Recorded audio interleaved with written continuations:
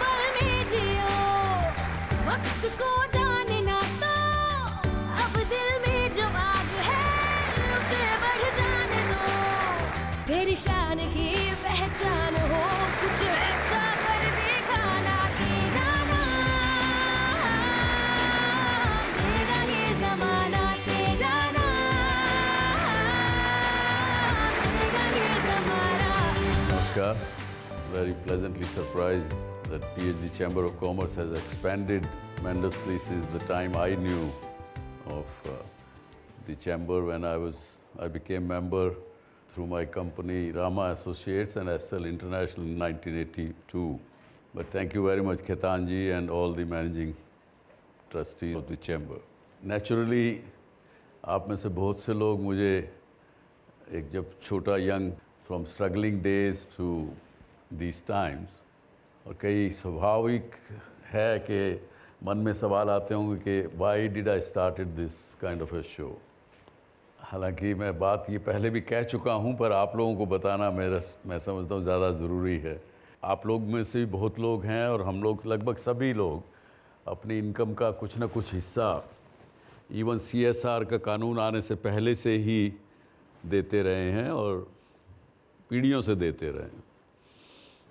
तो इसी तरह से मैंने जब 2 साल पहले पिताजी से कहा कि मेरी अगली जनरेशन भी लगता है कि चालू रखेगी उस प्रथा को, तो उन्होंने पूछा कि व्हाट अबाउट योर एक्सपीरियंस, तेरा तजुर्बा जो तूने कमाया 50 साल में उसका क्या। मैं कहा जी वो तो नहीं बांट सका, नहीं उसका भी कुछ सोचना चाहिए कैसे बांटे। तो ये show is nothing but just sharing my experiences. Thank you. तो आज का विषय है role of fear in our lifes. और रोल ऑफ फियर जो है, फियर हमारे बिजनेसेस में भी बहुत एक अहम रोल अदा करता है। हम लोगों ने, मुझे नहीं लगता कि कोई भी ऐसा इंसान इस हॉल में ऑडिटोरियम में ऐसा नहीं होगा जिसने कभी ना कभी फियर को फील ना किया हो। So let's see, we have put together a small package also on the issue of fear. हम सबके जीवन में किसी ना किसी बात को लेकर डर बना रहता है। हाँ, इसकी वजह अलग अलग हो सकती है। किसी को समाज में अपनी प्रतिष्ठा खोने का डर है, तो कोई बेवजह भविष्य के बारे में सोच कर डरता है। वास्तव में डर हमारे मन की ही उपज होती है। भविष्य के बारे में कुछ न जानते हुए भी हम अतीत के सहारे खुद की काल्पनिक दुनिया बना लेते हैं, और कहीं न कहीं इस डर की वजह से हम अपना जीवन भी खुलकर नहीं जी पाते। अगर हमें जीवन का अनुभव लेने से ही डर लगने लगे तो वाकई सचेत होने की जरूरत है, और जिंदगी में आगे बढ़ने के लिए डर का डट कर सामना करना जरूरी है। किसी भी नए काम को शुरू करने से पहले और उसे पूरा ना कर पाने का डर हमें कमजोर बनाता है। डर कभी वास्तविक नहीं होता। इस बात को समझने की जरूरत है कि जिस चीज का अस्तित्व ही ना हो, उस चीज से डरना हमें अपने लक्ष्य से दूर करता है।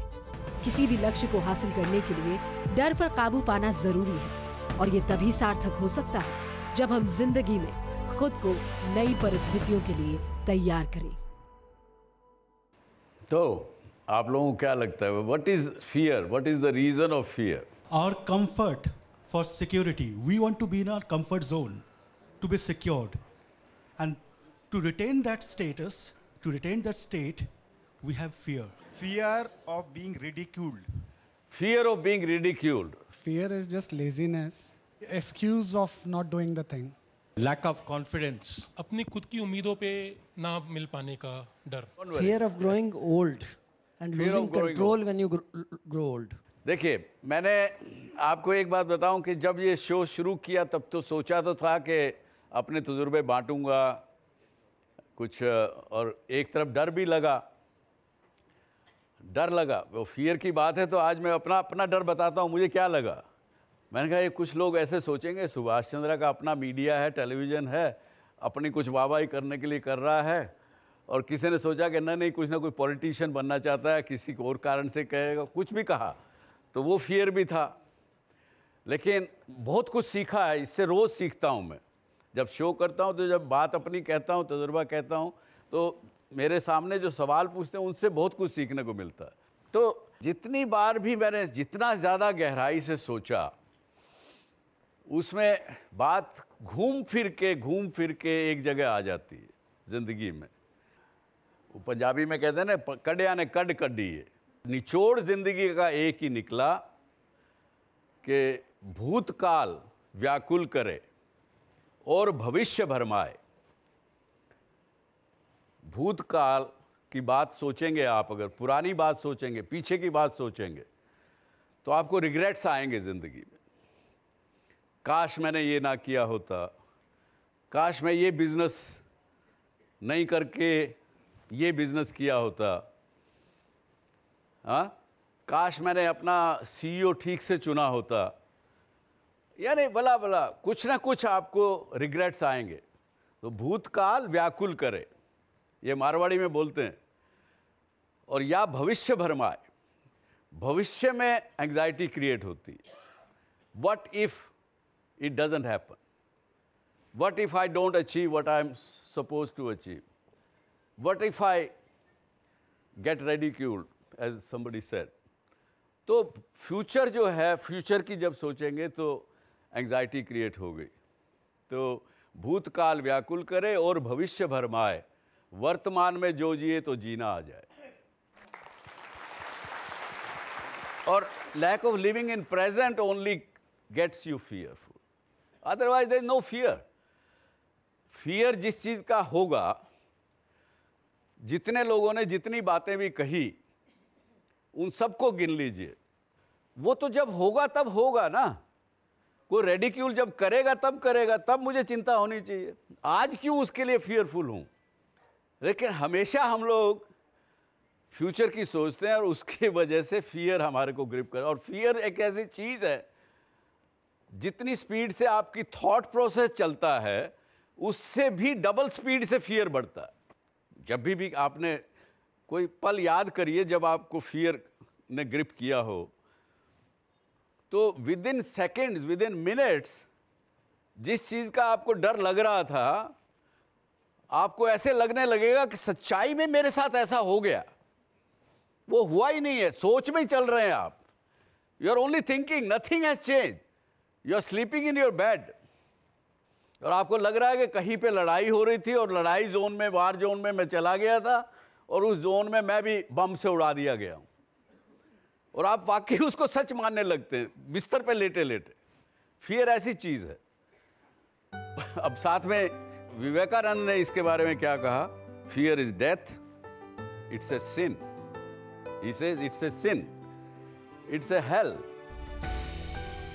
And unrighteousness and a wrong life. We are living a wrong life. That's what Vivekananda said.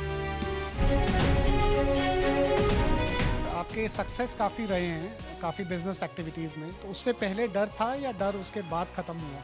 I think कुछ लोगों ने अगर मेरी ऑटोबायोग्राफी पढ़ी हो तो मुझे आज भी बहुत से साथी, खासकर जो बिजनेस में हैं और बड़े बिजनेस में हैं, वो मुझे बार बार कहते हैं कि सुभाष, आपने ये इतना बेबाक और बिना फियर के क्यों लिख दिया? कुछ तो डरना चाहिए।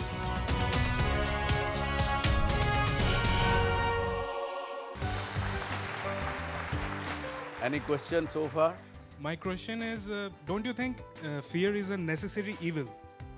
Like, if there's no fear, crime rates will increase. Nobody will fear anything. I can do whatever I want. No need to fear anything. So I think it's a necessary evil. What are your views on that? Is that a doing wrong thing or doing something wrong to the society or doing illegal thing, illegal act, is that a fear? Not necessary. अगर fear होगा तो आदमी गलत काम करेगा ही नहीं, मैं guarantee कर सकता हूं ये बात। आप बताइए मुझे, कोई भी आदमी अगर फियर करेगा किसी एक्टिविटी गलत करने का, वो गलत कर ही नहीं सकता। वो जब डर उसके पास खत्म हो जाता तभी वो गलत काम करता है। आपके सक्सेस काफ़ी रहे हैं, काफ़ी बिजनेस एक्टिविटीज़ में, तो उससे पहले डर था या डर उसके बाद ख़त्म हुआ? नहीं, आई थिंक अगर कुछ लोगों ने अगर मेरी ऑटोबायोग्राफी पढ़ी हो तो मुझे आज भी बहुत से साथी खासकर जो बिज़नेस में हैं और बड़े बिज़नेस में हैं, वो मुझे बार बार कहते हैं कि सुभाष आपने ये इतना बेबाक और बिना फियर के क्यों लिख दिया, कुछ तो डरना चाहिए। तो एनीवे सक्सेसेस मुझे मिली हैं, फेलियर्स उससे ज़्यादा मिले हैं। तो ऐसा नहीं है, पर फेलियर की बात कोई नहीं करता, बात सब सक्सेस की करते हैं। देखिए आज अगर थोड़ी देर में चर्चा करेंगे इसको आगे, इस चर्चा को आगे बढ़ाएंगे तो हमें पता लगेगा कि किस तरीके से फियर होता है और किस तरीके से फियर से बचा जा सके। Is fear very essential for peak performance? If you have fear, you cannot perform only, let alone the peak. Fear में कुछ नहीं कर सकते आप। फियर में हम लोग चिंता करते हैं, चिंतन नहीं करते हैं। देखिए फियर का दूसरा side of the same coin of fear is क्रोध, गुस्सा। फियर और गुस्सा दोनों देख लीजिए, उस समय में आपके सोचने की शक्ति खत्म हो जाती, आप कुछ सोच नहीं सकते ठीक से। तो खैर चलिए, आज मैं आपको एक ऐसी शख्सियत से मिलाना चाहूँगा और ऐसे चीज़ को देख करके आप भी सोचेंगे कि अरे यार, ये तो मैंने तो ज़िंदगी भर अब तक जो डरता रहा वो शायद एक बहुत ही बेमाने था और मैंने ज़िंदगी ठीक से नहीं जी। मेरे बीच में है Lakshmi Agarwal. She is a change maker और before she comes on stage, just look at her video. लक्ष्य अगर बड़ा हो तो कमजोरी को ताकत बनाया जा सकता है। कोई आपका चेहरा बदल सकता है, दिल नहीं। कोई आपके चेहरे को एसिड से जला सकता है, लेकिन आपके सपनों पर वार नहीं कर सकता।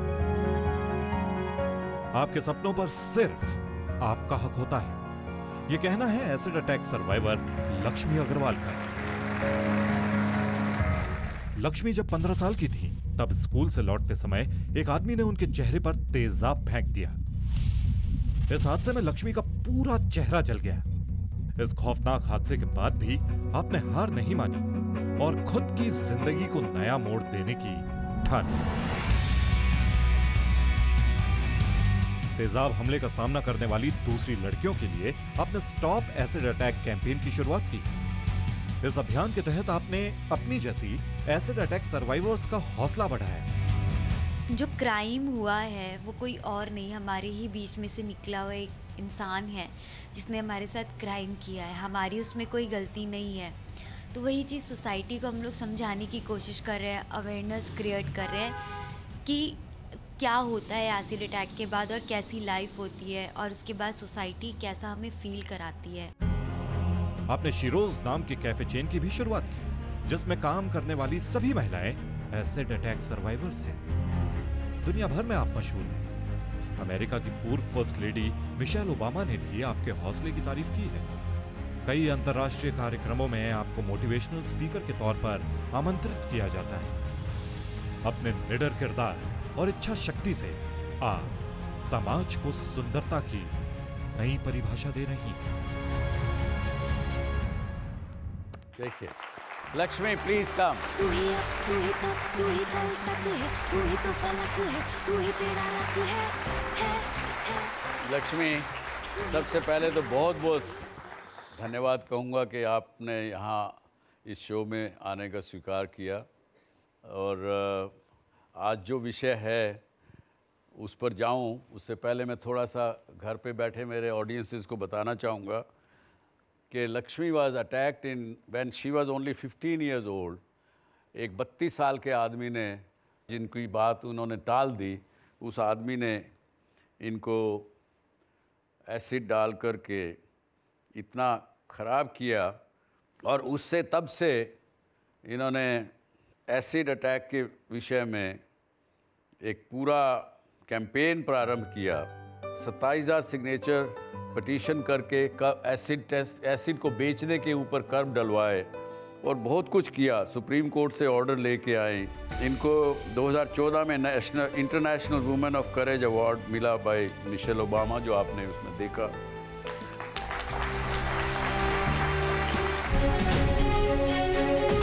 मेरे लिए बहुत पेनफुल था उस टाइम पे, क्योंकि उस इंसान ने एक बार अटैक किया। सोसाइटी आपको every day, every moment, every second attack करती है। Wow wow.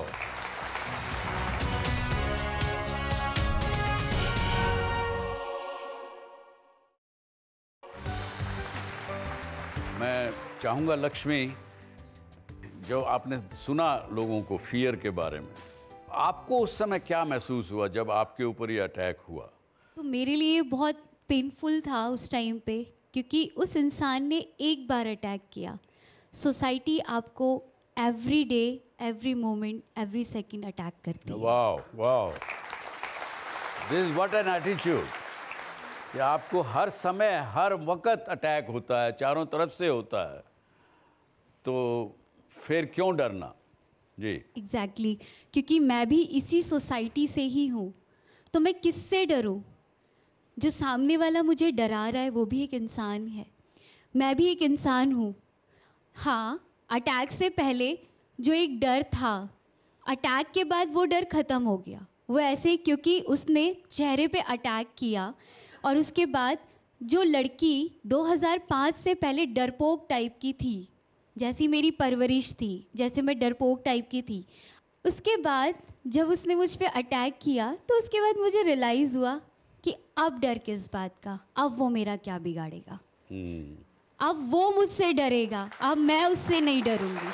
बहुत अच्छा, बहुत। आपके प्रश्न लक्ष्मी से। I want to ask you, the person who threw acid on you, so have you given, have you forgiven him? Or were you looking for him to get some sort of punishment? What is your attitude in life? उनको punishment हो चुका है। 2009 में उस लड़के को 10 साल की सज़ा हुई। उनके साथ एक लेडी भी थी जिनको 7 साल की सज़ा हुई। अभी वो जेल के अंदर ही है, लेकिन हाँ, वो नेक्स्ट ईयर बाहर आने वाला है। तो नेक्स्ट ईयर जो बाहर आएगा उससे आपको कोई डर? मैंने एक बात पहले कही कि अब वो मुझसे डरेगा। Very good. क्योंकि 2005 में सिर्फ वो मुझे जानता था, आज पूरी दुनिया मुझे जानती है, तो अब किसका डर? Very good. हमारा खुद का डर तो निकल जाता है, पर कभी हमसे एसोसिएट जो लोग होते हैं ना, जैसे हमारे पेरेंट्स हो गए, हमारा कुछ रिस्पेक्टर है जो उस रिस्पेक्टर की वजह से उनको भी डर लगता है। हमने अपना डर तो हमें निकाल लिया, हमें पता है हम सेफ जोन में हैं, उनको कैसे कन्विंस करें कि आप डरिए नहीं? जब बच्चा पैदा होता है, सीधी सी बात है, उसको कुछ नहीं पता होता है, वो बड़ा मासूम सा होता है। डर क्या है हम उसको बताते हैं, हम बताते हैं। बहुत अच्छी बात कही, बहुत अच्छी बात कही। ये मैंने बार बार पहले भी कहा है कि भारतीय समाज इस तरह का समाज है, और ख़ासकर ये माँओं को जो घर बैठी देख रहे हैं उनको भी मैं कहूँगा, तो जब तक बच्चा 6-8 साल का 10 साल का होता तब तक उसके अंदर रिस्क लेने की सारी क्षमताएं बंद कर देते हैं। और अब आपने वेस्ट में देखा होगा, वो 3 साल के बच्चे को माँ पानी के पूल में फेंक देती, चल तैर, बच्चा अपने आप तैरने लग जाता है।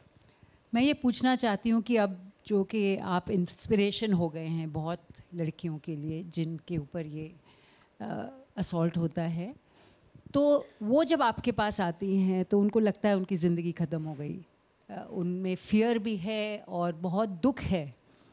तो वो जो दुख है उनके अंदर, जो फियर है, क्या आपको लगता है कि वो आप उनको किस तरफ, किस मोड़ पे ले जाती हैं जिनसे ये सब चीज़ें उनके मन से हट जाए? क्या क्रिएटिविटी एक टूल है आपके लिए, या क्रिएटिविटी से रोज़गार एक टूल है? क्या टूल्स आप यूज़ करती हैं? क्या है, हमें बचपन से परवरिश से सिखाया जाता है कि ब्यूटी लड़की के लिए सबसे ज़्यादा इम्पॉर्टेंट चीज़ है। मैं क्योंकि यहाँ हूँ तो मैं अपना एग्जाम्पल देती हूँ कि जब मैंने पहली बार अपने आप को शीशे के सामने देखा अटैक के 2.5 महीने के बाद, जैसे ही देखा तो मैं अपने आप को देख के डर गई।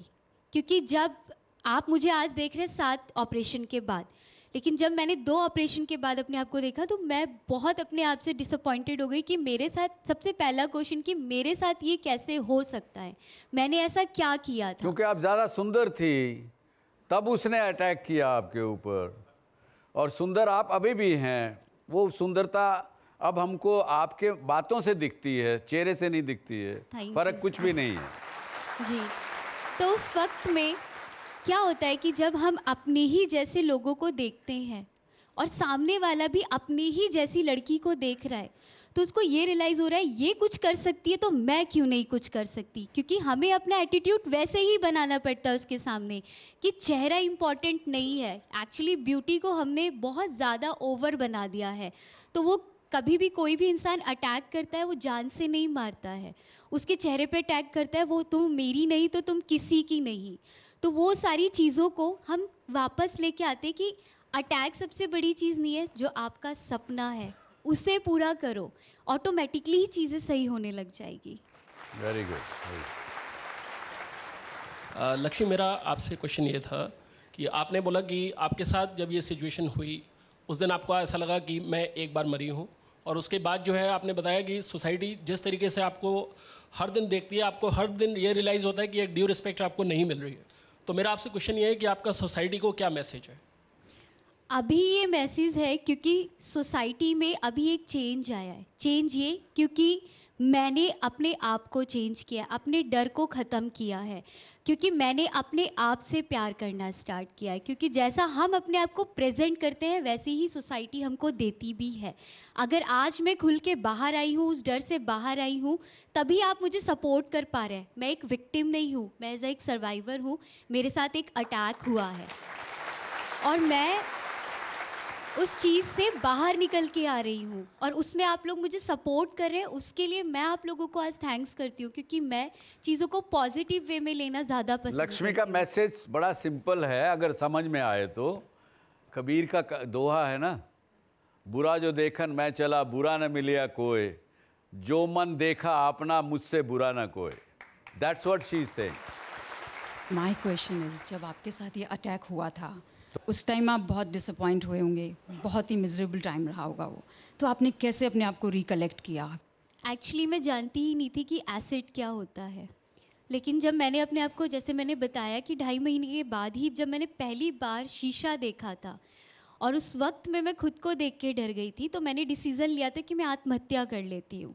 फिर उसी वक्त में मैंने डिसीज़न लिया कि नहीं, मैंने यही गलती पहले की थी, अपने पेरेंट्स को ना बता के। वो भी एक डर था कि मैं अपने पेरेंट्स को नहीं बताया। जब वो लड़का आपका पीछा करता था तो आपने बताया, परेशान करता तब आपने बताया नहीं पेरेंट्स? नहीं बताया, क्योंकि वो भी फियर था एक किस्म का मन में। जो पेरेंट्स हमेशा बना के रखते हैं, वो शायद हमारे लिए अच्छा सोचते हैं, पर कहीं ना कहीं वो अच्छाइयों में कहीं ना कहीं वो बुरा बनता चला जाता है बच्चों के लिए।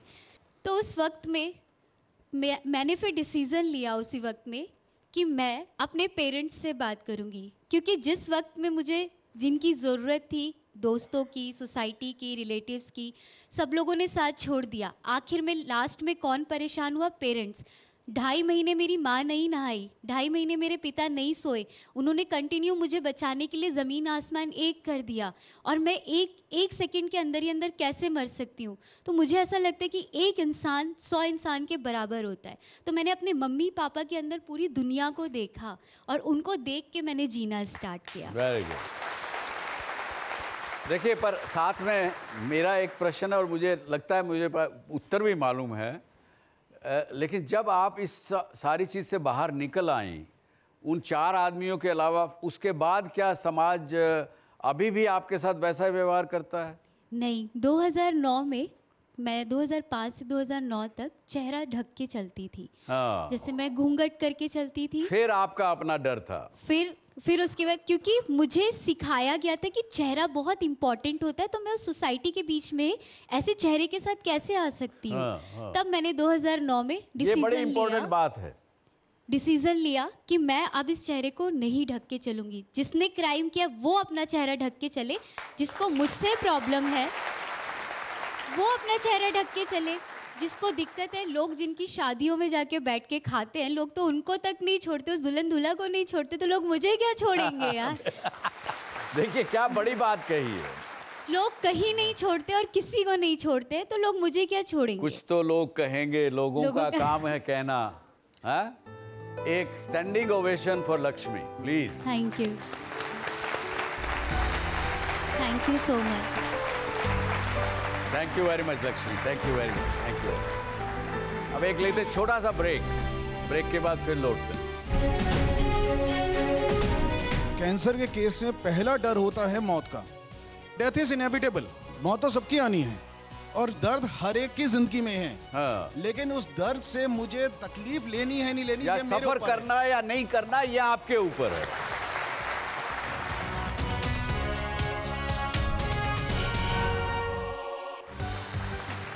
Welcome back. तो हमने देखा कि अल्टीमेटली फियर जो है, it's a product of our minds. It's a product of our minds. It is in our minds. In fact, sometimes impacts our existence also. And due to fear, बहुत सी चीज़ें आपके साथ बुरी होती हैं। लेकिन आगे देखिए, एक और इसी प्रकार के हमारे मोटिवेशनल स्पीकर कहूँगा मैं उनको, जिन्होंने देखिए फियर को किस प्रकार से लताड़ा और किस प्रकार से उन्होंने अपने आप को, आज भी आप समझेंगे, देखिए आप बाद में कहेंगे कि ये क्या इंसान है, काश मुझे भी ऐसा फियरलेस हो सकता। हमारे बीच में अरुण गुप्ता जी, चार्टर्ड अकाउंटेंट है प्रोफेशन से, प्रैक्टिस करते हैं। इनको 2011 में एक सीवियर कैंसर हुआ, एक नहीं दो, और 2014 में इनको डॉक्टर ने पकड़ नहीं पाए कि बीमारी इनकी ल्यूकीमिया थी इनको, और 2015 में जब पकड़ी गई तो डॉक्टर ने कहा कि भाई तुम ये समझो कि आपका 1 साल तो आगे का बिल्कुल ख़त्म है, और आप संसार के 200 लोगों में से एक आदमी हो, यानी 0.5% ऐसे लोग होते हैं जो बीमारी आपको है। और उस समय इनको नौकरी से भी निकाल दिया गया। और भाई 10% चांस है कि अगर आप साल 2 साल जी सको तो। ऐसी हालत में अरुण ने ना कि खुद लड़ा उस कैंसर को, इन्होंने दूसरों को भी लड़ना सिखाया कैंसर के साथ। और आज जो हमारे देश में 6.5 लाख लोग और परिवार कैंसर के शिकार होते हैं, किस प्रकार से उनके लिए ये लीडिंग लाइट बन के आ रहे हैं। और मेरे ख्याल से हमारे घर बैठे हुए दोस्तों को भी ध्यान में आएगा कि कोई बात का डर नहीं होना चाहिए। Please welcome Arun Gupta, founder of win over cancer.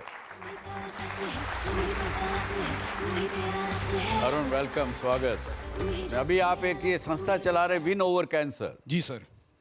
क्या है इसके बारे में बताइए हमारे साथ, यहाँ जो बैठे हैं और दर्शक जो घर बैठे हैं। Sir, win over cancer is my journey of cancer, my experience with cancer. हमें इस फाइट के दौरान जो जो समस्याएं हमने फेस करी, जो जो दिक्कतें हमें आई, उन सब का हमने सॉल्यूशन निकालने की कोशिश करी, ढूंढने की कोशिश करी, और उन सबको हमने एक एजेंडा बना लिया विन ओवर कैंसर का। हम आज की डेट में 12 प्रोग्राम चला रहे हैं, starting from creating awareness about cancer, लोगों के बारे में जागरूकता पैदा करना, और उसका सही समय पर शुरू की स्टेज में इलाज शुरू हो सके उसमें मदद करना। हम लोगों की मदद कर रहे हैं उनका इलाज का खर्चा कम कराने का, not through subsidies, through innovative means. और हम 40% तक कॉस्ट ऑफ ट्रीटमेंट कम कराने में सफल हो पाए हैं। बहुत अच्छे, बहुत अच्छे। अरुण ये बताइए, आपको जो ये फियर, एक जिसको लोग डरते हैं, जैसे नाम कैंसर का आता है, वो बल्कि हम सबको कहीं ना कहीं कोई तकलीफ़ शारीरिक रही होगी, रहती है। कहीं कोई फोड़ा फुंसी भी हो गया तो डॉक्टर आजकल कहता है कि नहीं, मैं इसको टेस्ट के लिए भेजूंगा लेबोरेटरी में, मेलाइन तो नहीं है, मैलिग्नेंसी तो नहीं है, बायोप्सी के लिए। तो जब तक बायोप्सी की रिपोर्ट नहीं आती तब तक आदमी फियर में घुसा रहता है, 5-6 दिन धड़क धड़क धड़क, पता नहीं। तो ऐसी चीज़ को आपने कैसे, उस फियर को कैसे ओवरकम किया? सर, बहुत सिंपल है। जैसे लक्ष्मी जी ने भी कहा कि when you have back against the wall, then you have, आपके पास सिर्फ 2 चॉइस होती हैं, either to fight it out और surrender. I opted to fight it out. Very good, very good. Sir, फरवरी 2016 में जब मुझे रिक्टर्स ट्रांसफॉर्मेशन डायग्नोज हुआ था, doctors gave me 10% chance of survival. मैंने उनको कहा कि sir, if I am so lucky कि जो बीमारी 0.5% लोगों को होती है वो मुझे है, then I might be lucky, I will be lucky to fall under those 10%। अगर उस 10% में हूं, then I have 100% chance of survival. Very good. As simple as that. Again it is a mental attitude. It is a matter of mindset, sir. Mindset. आज का subject है fear. जी sir. जितने लोग आपके बाद आपके संपर्क में आए, उनको कैसे देखा आपने? फियरफुल देखा? उनका फियर कैसे कम किया आपने? ये एक मेरा अहम प्रश्न है. मेरी माँ को भी कैंसर हुआ, उसमें गई हो, पर उन्होंने 17 साल उसको लड़ा. उनको डर नहीं था उस कैंसर से, क्योंकि मैं भी बार बार उनको कहता था कि माँ इससे डरना मत, ये तो कम पढ़ी लिखी थी, इसलिए भी शायद मान गई बात मेरी. और उनको डर नहीं लगा तो 17 साल तक खुद आराम से रही. तो मेरा ये मानना है कि अगर कैंसर से डरो नहीं तो वो डर के भाग सकता है. बिल्कुल सर, बिल्कुल ठीक कह रहे हैं सर. हमारे 2 मूल मंत्र हैं. पहली चीज, never give up. Secondly, pain is inevitable but suffering is optional.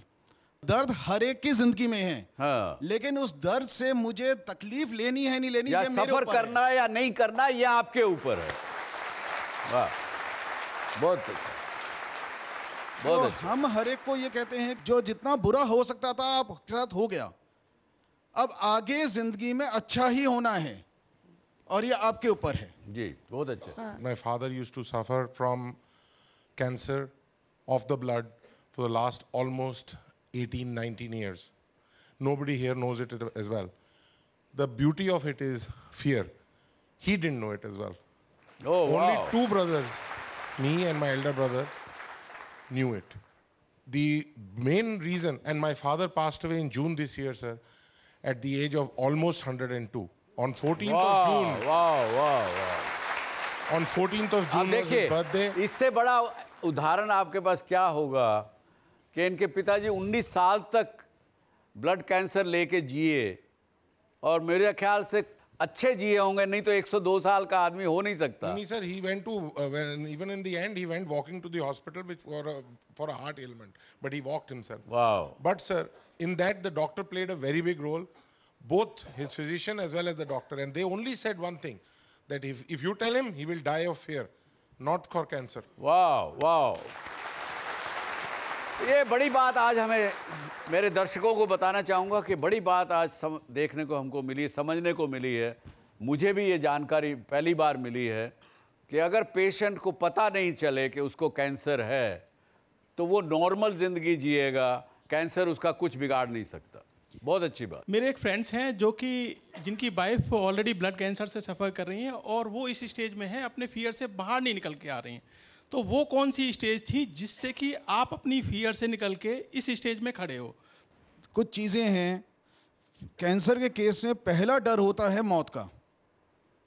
तो डेथ इज इनएविटेबल, मौत तो सबकी आनी है. और जो सिचुएशन होती है, आदमी को उसके अंदर से पॉजिटिविटीज़ देखनी है. परेशानियां हमें भी होती हैं, डर हमें भी लगते हैं, और जब हमें लगते हैं, हम और लोगों से बात करते हैं, लोगों की मदद करते हैं, और हम देखते हैं कि दूसरे के गम हमसे ज़्यादा बड़े हैं. उसी से मोटिवेशन मिल जाती है सर. बहुत अच्छा. बहुत शुक्रिया यहाँ आने के लिए और सच्चाई बयान करने के लिए. सच की एक ट्रॉफी आपको देना चाहूँगा. बहुत. लक्ष्मी, आपको भी एक ट्रॉफी मैं देना चाहूँगा, please. Thank you. And be like this. तो दोस्तों, मैं सम अप करते वक्त एक बात कहना चाहूँगा कि हमें फियर जब होता है, अगर यहाँ पे मेडिकल डॉक्टर प्रैक्टिशनर अगर बैठे हों तो वो शायद इस बात को एंडोर्स करेंगे कि फियर जब दिमाग में जाता है तो it releases certain kind of juices and chemicals into your body, and they take over your physique, your existence and everything, जब तक वो जाता नहीं. और जितना हमारे चेंज मेकर और हमारे मोटिवेटर ने जो बात कही, दोनों ने, उनकी बात को मैं ये साथ में एंडोर्स करता हूँ कि बहुत बार हमारी कमज़ोरी होती है कि हम सच्चाई को स्वीकार करने में कोताही बरतते हैं. जब हमारे साथ कुछ भी बुरा होता है, हम उसको एक्सेप्ट नहीं करते. जब तक एक्सेप्ट नहीं करेंगे, तब तक वो फियर, दुख, तकलीफ, वो चीज़ आपको सताएगी, रहेगी. जिस मोमेंट पे आप उस सच्चाई को स्वीकार करके उस प्रेजेंट में जीना शुरू कर देंगे, तो फियर तो बड़ी छोटी चीज़ है, कुछ भी आपको तंग नहीं करेगा. इसके साथ ही I am grateful to all of you. Thank you very much. जय हिंद, जय भारत. सुभाषचंद्रा शो मध्ये भाग घेण्यासाठी scShow@subhashchandra.com वर मेल करा किंवा SMS करा. SC शो स्पेस द्या, आपला प्रश्न लिहा आणि पाठवा 57575 वर.